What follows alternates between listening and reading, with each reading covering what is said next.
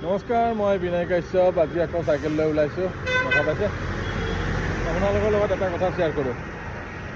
আজিৰ পৰা প্ৰায় 8 মাহ 1 বছৰে হ'ব মই মোৰ এক্সাৰচাইজ ষ্টাৰ্ট কৰিছিলোঁ। কিয় কাৰণে ষ্টাৰ্ট কৰিছিলোঁ যে অলপ মেডিকেল কমপ্লিকেশ্যন আহিছিল।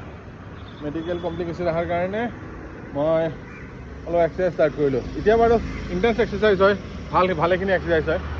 তাৰ লগত এটা মানে খুব ভাল আপোনালোকৰ কথা ডিছকাছ কৰোঁ যে যদি আপোনাৰ ফেটি লিভাৰ হৈছে, ইউৰিক এচিড বাঢ়িছে, ডায়েবেটিছ কণ্ট্ৰলত অহা নাই বা প্ৰেছাৰ আদি যদি আপুনি তেনেকুৱা ধৰণৰ চিমটমবিলাক আহিছে আপোনাৰ জীৱনত, যে এইবিলাক ফ্ৰেছ একদম আৰম্ভণিতে আহিছে, তেনেহ'লে আপোনালোকে দেৰি কৰাৰ সময় নহয়। আৰু এতিয়া আপোনালোকে আপোনাৰ শৰীৰৰ প্ৰতি অলপ যত্ন দিব লাগিব।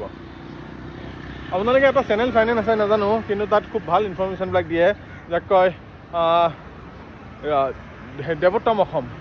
দেৱোত্তম অসমৰ ভিডিঅ' চাই মই প্ৰথমতে ষ্টাৰ্ট কৰিছিলোঁ ইণ্টাৰমিডিয়েট ফাষ্টিং।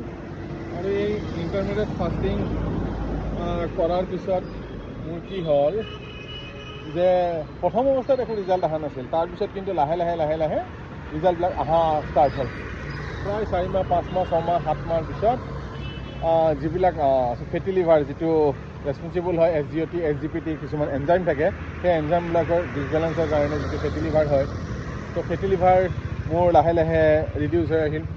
তাৰপিছত ইউৰিক এচিড কমি আহিল, আৰু লগতে মোৰ ইম্পৰ্টেণ্ট হ'ল ডায়েবেটিছ কণ্ট্ৰল। তো এই বস্তুবিলাক আটাইবোৰ কিন্তু মোৰ ইণ্টাৰমিডিয়েট ফাষ্টিঙৰ পৰা মই বহুতখিনি ভাল ৰিজাল্ট পাইছোঁ। এবাৰ কৰি চাব, কাৰণ কিয় দেৱোত্তম অসমীয়াটো মানুহ মটিভেট কৰিয়ে থাকে। কাৰণ তাত তেওঁৰ কি লাভ হয় কি লাভ নহয় সেইটো বেলেগ কথা, কিন্তু তেওঁ যিহেতু ইমান ধুনীয়াকৈ মটিভেট কৰে, আৰু তেওঁৰ মটিভেটৰ কাৰণে আজি ময়ো যিবিলাক কমপ্লিকেচি আছে সেইবিলাকৰ পৰা নিজকে উদ্ধাৰ কৰিবলৈ সক্ষম হৈছোঁ।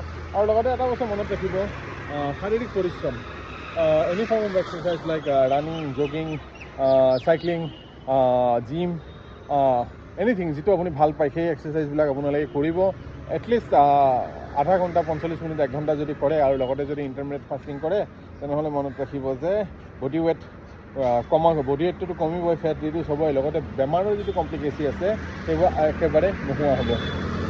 কৰি চাওকচোন, মই যদি পাৰিছোঁ সকলোৱে পাৰিব। কাৰণ মই যে 142 কিলোৰ পৰা যদি 77 কিলো আহিব পাৰিছোঁ, তেনেহ'লে মই ভাবোঁ যে পৃথিৱীত চবেই পাৰিব। এই সৰু বস্তু, কিন্তু প্ৰথম 1 মাহ 2 মাহ অলপ কনচিষ্টেঞ্চি লাগিব, যাতে আপুনি তাক ভালকৈ আয়ত্ব কৰি ল'ব পাৰে। এবাৰ আয়ত্ব হৈ গ'লে আপোনাৰ এইটো নকৰিলেহে দিনটো বেয়া লাগিব, কৰিলে বেয়া নালাগে।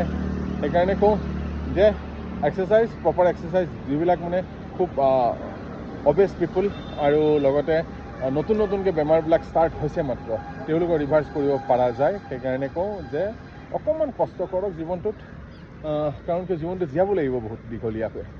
আৰু আমি কেতিয়া জীয়াম ভাল কৰি, যেতিয়া আমি শাৰীৰিকভাৱে ৰোগমুক্ত হৈ থাকিম, আৰু শৰীৰটোক বা মাচুলবিলাকক যেতিয়া আমি ষ্ট্ৰেংথ দিব পাৰিম, তেতিয়াহে আমি ভালকৈ জীয়াই থাকিব পাৰিম। মোৰ মতে হ'ল কি যে till my last breath, whenever I become old, যাতে মই কাৰো হেল্প নোহোৱা কৰি নিজৰ পানী গিলাচে হওক বা নিজৰ দৈনন্দিন জীৱনৰ কামবিলাক যাতে মই কৰিব পাৰোঁ, সেই মতলৈ আগবাঢ়িছোঁ। আপোনালোকেও আগবাঢ়ক, খুব ভাল পৰিণাম পাব। ধন্যবাদ।